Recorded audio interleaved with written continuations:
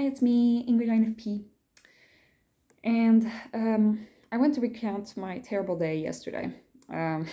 So sorry about this. I'm doing this video on a sunny day because I don't have the energy to go outside.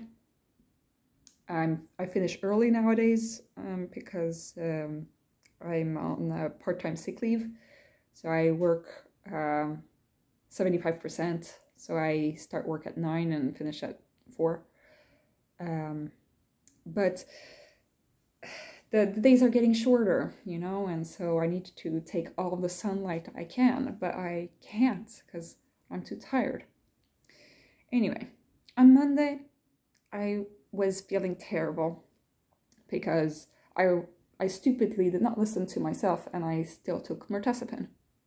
Because I thought, you know, I need a good night's sleep before Monday, you know, and mirtazapine lets you sleep. But it makes me feel so numb and like lethargic and like I have no zeal or zest in life. And it's pretty disconcerting for an INFP to not have any feelings, you know? Like being so cut off from the world that you don't even have anxiety is kind of a weird state to be in. Because like, as long as I've lived, I've been anxious, you know? So for me to not have that, it's like I'm dead. Like in my mind, I'm like, something is wrong. I must be dead because I have no emotions. Because otherwise I'm just always a whirlwind of emotion. And what might seem like calmness was actually just like, I'm totally zoned out, like not there. I've dissociated. I was having dreams of like, I had a weird dream. It was actually pretty funny, but it was also really disturbing, where suddenly me and everybody else were vampires, and we went to like this masked ball, and people, you know, like in Italy, like in Venice in the Renaissance, you know, where they would have like a mask that would cover people's eyes. But I knew who everybody was. But I was a vampire and they were also a vampire. And like, we were just drinking blood out of wine glasses. Anyway, but it was also a pretty gory dream. And then I had another dream where I was in a bullfight with also tons of blood. And I don't know, I was obsessed with blood for some reason. And I was having dissociation, like, I don't know, I guess that this was dissociation. I was just like I was not there, you know, and I was there, I was standing and or sitting or whatever, but I wasn't. So it was really weird being at work on Monday, like, whoa, trippy stuff. So no, I don't recommend it, at least for me. I prescribe this medication, you know, I'm a very big hypocrite. But yeah, so Monday was terrible. Tuesday was great because I stopped taking mirtazapine and I was like happy. I was like, woohoo. And I did tons of stuff, and I made this crochet scarf, well, beginning of a scarf at least. And I was just like so happy about life, and I read a book, like, and all sorts of stuff. And then I crashed, well, yesterday, on Wednesday. And I cried and cried and cried and cried and cried. And I was at work, okay. I had my period, so that was great. I had my period at like 10 in the morning. Sorry for the too much information, TMI. But I've rarely had such a painful period. And I think that was because I was emotionally also very distressed. I was in such bad pain. I went to the nurses, and the nurses had to open their little medicine box to help me out. because I needed painkillers and I didn't have any. And they're so sweet, so they like put me in a room where I could lie down and like checked in on me and gave me some like warming covers to put on me because it was cold. And they were so sweet, and I was dying and crying, and I was biting my own hands, and it was like almost bleeding because I had so much pain, and I had a hickey afterwards. It's gone now, but it was there still this morning, and I wanted to scream, you know. So I did that for an hour because we were the hosts of the residents in my town. We go around to each health center, and we have lectures and stuff once every month. And we were the host this time. So I felt extra responsibility to like be there and to provide, you know, meaningful discussion and stuff. And I ended up sitting there, and then I realized that one of the doctors there is my doctor, whom I hate. So now I know what she looks like. And that was like the final straw when I realized, oh no, this is my doctor. And I'm supposed to be sitting there discussing like how the kidney works. And she's in the room. And also I'm in a lot of pain, and also I'm in a lot of mental pain. And so I left. I left the room. I forgot my bag in the room, and I was too embarrassed to go back and get it. So that was the first part of the day. And then I was like, oh, do I really feel like I have enough energy to be at the emergencies in the afternoon to keep working? But then I got more energy. So then I was like, yeah, we'll manage and we'll keep going.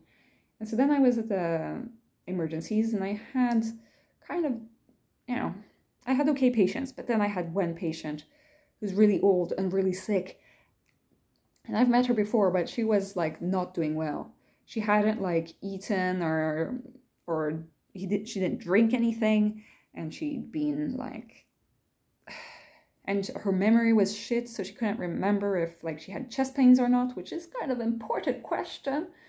And I just said like to the nurses, please take all of the vital parameters that you can, because she had like her infection levels was high according to a blood sample that we took, but I couldn't figure out where was the source of the infection. And then I realized like her pulse was not regular, and I was like, so you can put the saturation, like how much oxygen you have in your body, like on a little clamp on your fingertip. And it was just going up and down, up and down. I was like, what's going on? You know, sometimes she gets a lot of air and sometimes she doesn't. It's like, makes no sense. And her pulse was just going from like 60 to 160, like within a second. And I was like, what is this? What's going on? And I couldn't figure it out.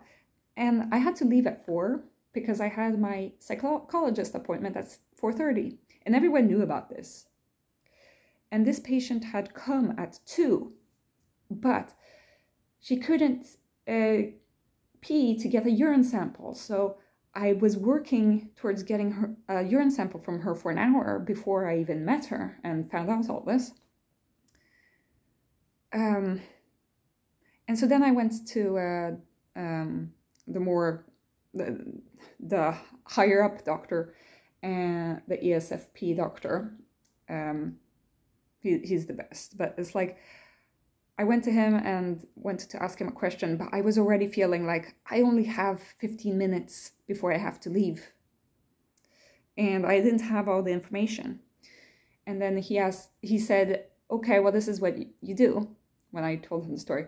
But he said, like, next time make sure that you have all the information before you you come up and ask about something, so that you know what to ask. And I said, yes, of course, but I have to be gone at 4. And then I started crying, like in front of this tough guy.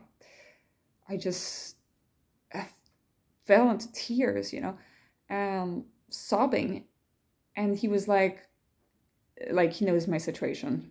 I mean, he's an ESFP, so he doesn't really get it, but he is kind of like anti-establishment, so he's like, yeah, you shouldn't need to work this much, you know. And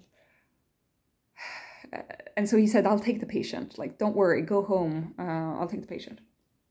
So then I went and I left, and the junior doctor saw me in like complete tears, and it sucks.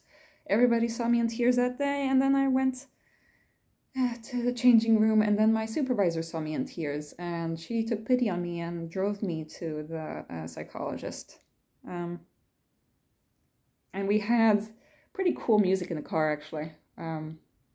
It was some kind of disco music. I don't know, like some 80s. I don't know if it was 80s. I don't know what it was, but it was pretty funky music. And it kind of cheered me up. But then I went to the waiting room, and I started crying again. And my psychologist said that he's never seen me cry this much, which is saying a lot, considering that I do cry a lot. And I couldn't breathe. I was crying so much, you know. And usually I don't start the session off by crying. And he didn't really help me out much, but he asked me if I wanted the sandwich. He's sweet. But it was, wow, what a day, you know. And then today was pretty funny. I asked my boss if I could skip the doctor's meeting today.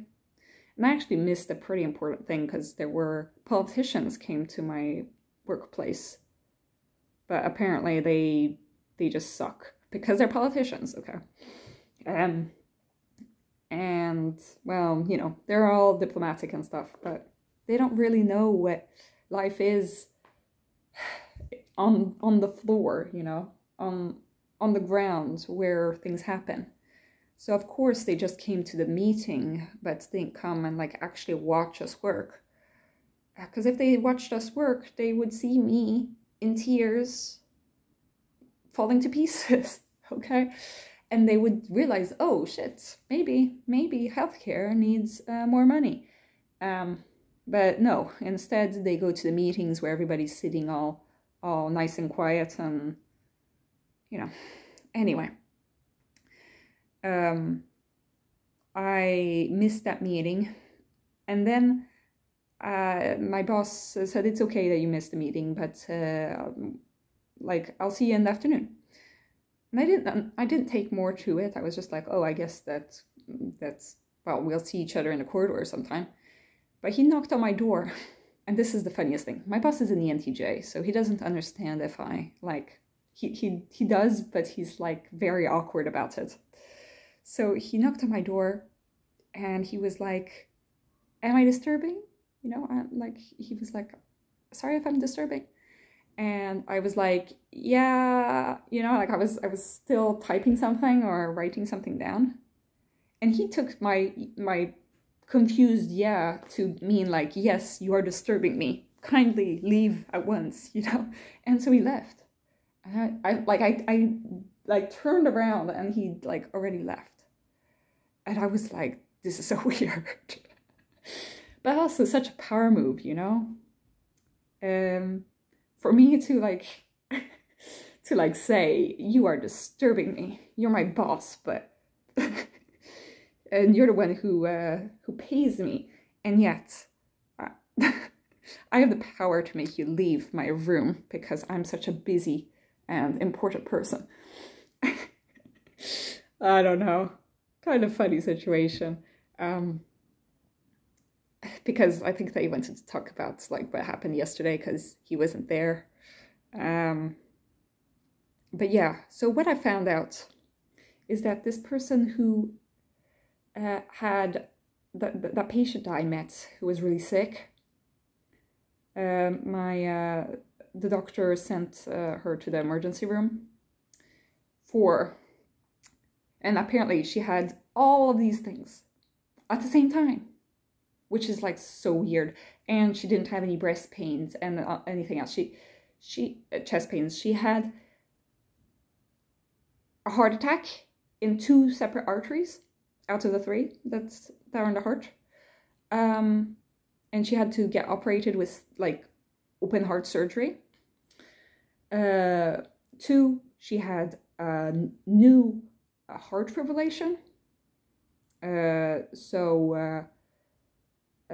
atrial fibrillation, which means that her heart was like bonkers, like going really fast or really slow, which means that she could have had, like her heart could have stopped, basically.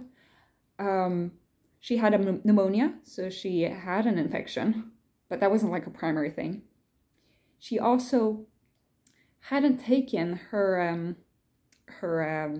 like asthma COPD medication, her inhalators, for like a week. So she also, like her pneumonia was exacerbated by that. And she hadn't like had any water for like 2 days. So, well, it's good that we provided her with a ton of water. And so suddenly she was like, oh, I'm so thirsty now. And we were like, yeah, duh. Now that we know that you haven't had anything to drink for 2 days. But yeah, so this person was really, really sick. So I'm glad that this doctor took over. But he was encouraging, and he said that it was a great thing that I noticed that she was really sick. Even though like I couldn't do everything, I did what I could, considering the state I was in. And that I did the right thing by asking him for help. And that was really nice. So that was the story of my day and the beginning of this week. I mean, I also had a breakdown last Friday for like no reason. It's the emergencies. It just puts me on high alert, and my body can't deal with it. It's just terrible. Anyway, I have started a new series for this about poetry, and I've started with French poems. And I did that on that night I was super hyper on Tuesday. I hope that I get enough energy to go outside before the sun disappears. I've been putting off planning all sorts of things because I wanted to plan a visit to Scotland on my holidays, but I still haven't booked my tickets, and like my holidays are quite soon. And it's sad once you get to that point where like planning for things that you really look forward to is difficult. And I don't think this is depression. I think that this is like a sort of ADHD that's coupled to my burnout, you know? Because it's like the steps of planning, I don't know where to start. I don't know what I'm doing. And the procrastination is like terrible. Like I really want to go on this thing, and it fills me with so much hope and joy. But I can't. And there are so many things I want to buy to accommodate for my mental health. So I have a whole list of things that I would like to have. I would like to have a sun lamp. I would like to have a blanket, like a weighted blanket. I would like to have earplugs. And I would like to have, actually, I mean, it's either one or the other, but I'd like to have noise cancelling headphones, but I know that I don't have like the money to justify that. And I want to have like slime or stim stuff, because I don't have autism, I don't have ADHD, but I've realized that stimming is something that I do. I actually do it. It's just that I learned to suppress it when I was a child. And stimming is like sensory stimulation, basically, and it's to regulate your body. And it can be any of the five senses, or seven senses, like, you know, proprioception is also a sense, and like motion is a sense. But it's mostly sight, it's touch, it's smell, it's taste, it's sound. And so I like to listen to calming music, lo-fi beats, or I like to listen to the sound of rain. I like to listen to the sound of the laundry machine, so I do that. I like to listen to the leaves blowing in the wind. And I'll put my headphones on and listen to that. And if it's raining outside, I'll open the windows so that I get the sound of the rain. But also I do like pressure. And like I use these yarn balls as like stress balls, kind of. Works really good as that, actually. Because like the pressure, it's kind of releases stress.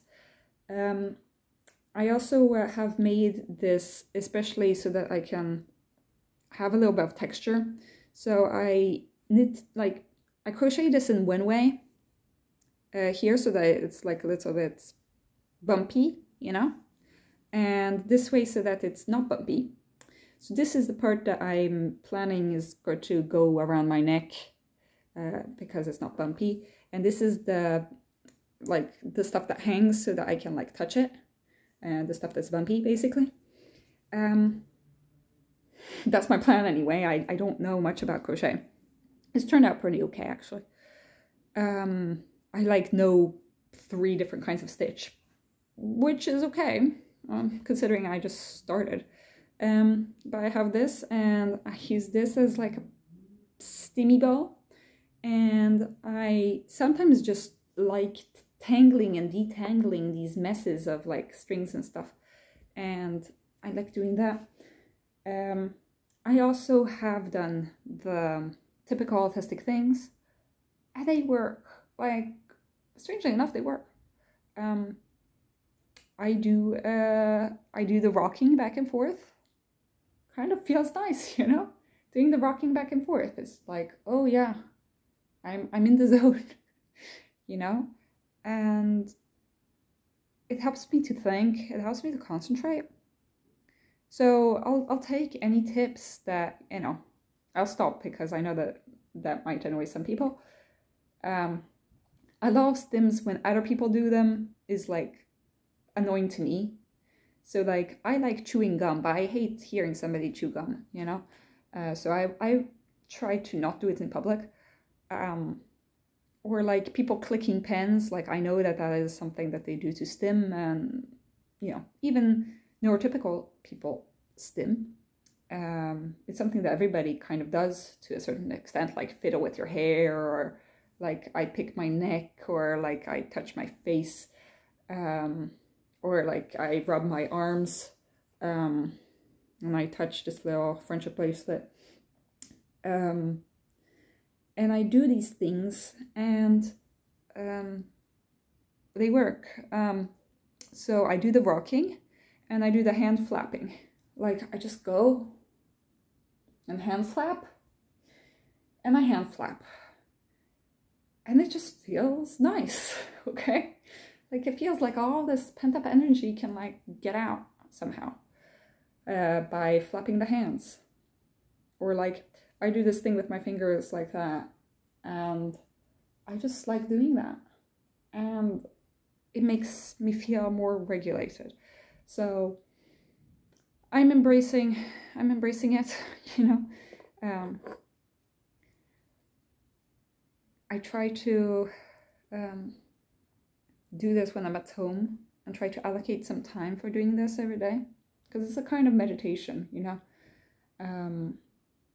In different ways, I can decide, like, okay, well, now is time to just feel this, you know. And I sit there and I feel it. And I stroke it. It's kind of like, you know, I don't own a pet, so like what else am I going to stroke?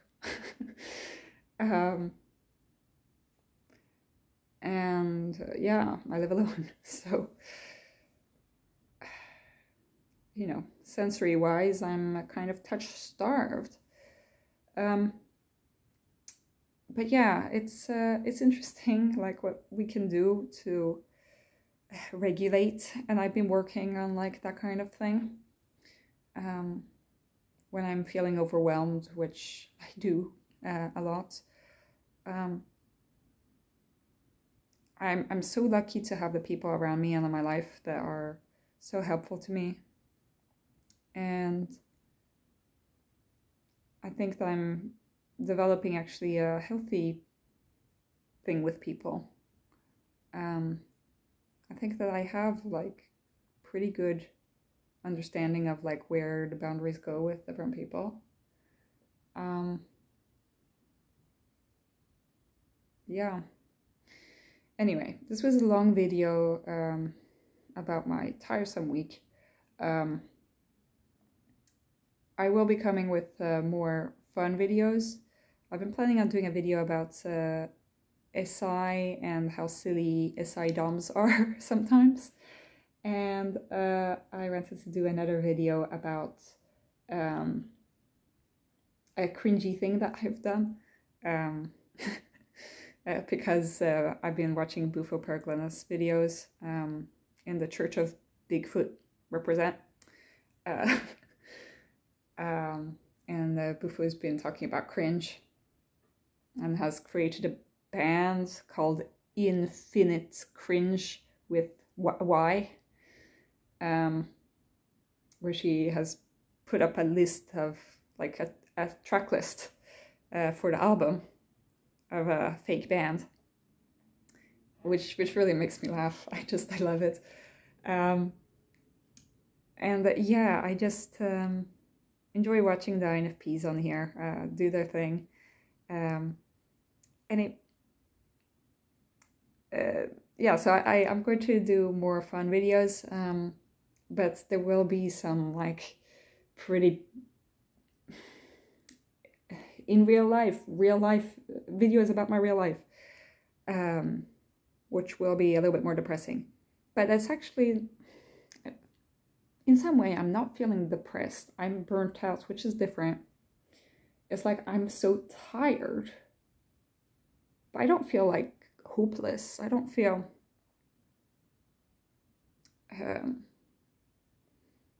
numb now that I don't have mirtazapine. And I just feel, I feel pretty good actually. It's just the stress at my work and like actually doing things is really large and really big. So that's that. I've started to make a video series about poetry. So we have that to look forward to. I really went into reading poetry in the last few days because it's kind of calmed me. And yeah, I hope to see you guys soon. Bye.